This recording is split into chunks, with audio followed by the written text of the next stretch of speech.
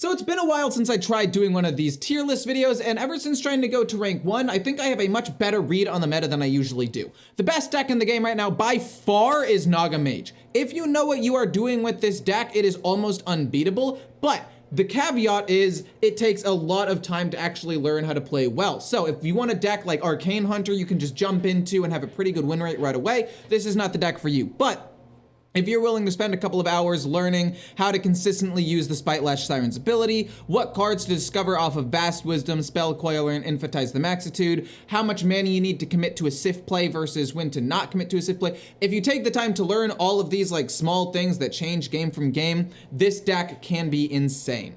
The next deck on the list is Thaddeus Warlock, but in all honesty, it's basically just every Warlock deck out there. Even Fatigue Warlock's good, but you also have the Thaddeus, you have Control, you have Curse. All of these decks are good because of this card right here, Sargeras the Destroyer. Infinite taunt minions, especially if you can mana cheat it out early with the Symphony of Sins, Thaddeus, or some other way. Infinite taunt minions shuts down aggro. It shuts down Odyn Warrior, which are very popular in the meta right now. Reverberations and Chaotic Consumption can deal with Mech Rogue pretty well. You have enough early removal to deal with aggro decks like Arcane Hunter. It just covers all of the bases. And yeah, you run most of these cards in most of the Warlock decks out there. So it's just a slight difference in your win condition. One has Curses, one has Hard Control, and the other one has Thaddeus. Just pick what you want.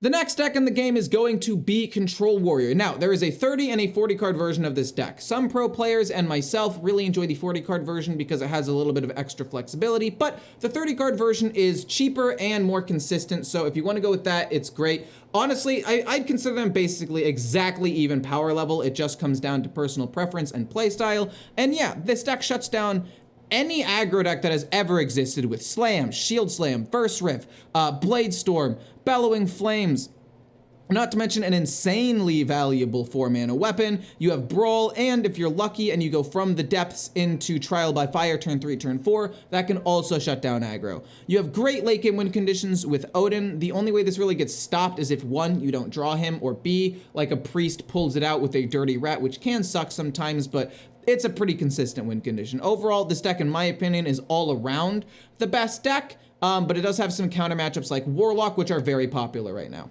The next deck on the list is Mech Rogue, and honestly, there's nothing really to say about this deck. It has an insane early game. It can snowball to the point of just winning on turn 4 or 5 sometimes. It's relatively cheap. You don't need all of these legendaries. If you don't have some of them, you could pretty easily run in the gear shift for some extra draw instead, just to help the consistency of the deck a little bit, and it'll do just fine. This is a very good aggro deck. It's fairly simple to play, so if you want a cheap, fast deck, this is one that's good. Also Arcane Hunter, which ironically is the next one.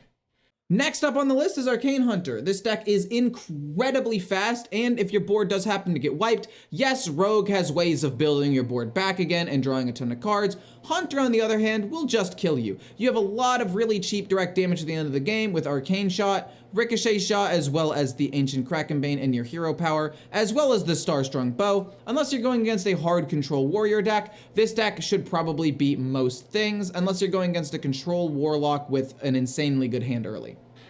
The next deck on this list is going to be Drum Druid, and honestly, this is the cheapest deck on the list, so if you literally just want the best bang for your buck, this is the one for you. You don't need Topiary, by the way. I put it in here because if your board gets wiped once or twice, it can be very difficult to come back, but if you want to take it out and put in another Plot of Sin, that can also be very good. It just depends on your dust situation and what matchups you're going against. But because I play against a lot of Warlocks and Warriors that can clear the board, I do like having Rush to kill infinite taunt minions and a way of building a board back if they happen to play, like Brawl or something. So overall, this deck is fantastic. I would highly recommend it for any new players or people on a budget. Yeah. And the last deck on this list is actually the most expensive, and it is Control Priest. Now, this deck is a jack of all trades. You've got early removal and healing to deal with aggro. You've got infinite value with Sister's Falna, as well as things like Power Chord Synchronized to deal with Warlock. You have really good disruption with things like Dirty Rat and in some versions Theatar to deal with the Odyn Warrior. And you have really good mid-range control, Shadowward Ruin, Clean the Scene, Harmonic Pop, and Shard of Naru to deal with more mid-range decks or decks that rely pretty much entirely on board, like Pure Paladin as well as Mech Rogue. This deck is extremely slow, it is extremely expensive, and it's very hard to play. So really only play this deck if you really like control, but if you like your stereotypical hard control deck, this is the best one for you. So yeah, hopefully you all enjoyed. I'm sorry that I haven't been here for a little bit. I am on a trip to Northern California with my girlfriend, a little vacation. And because of that, it has also delayed my ability to hit rank 1 legend, which means that I will probably not try to do it this season, but my next full season, which is October, I will pick it back up again.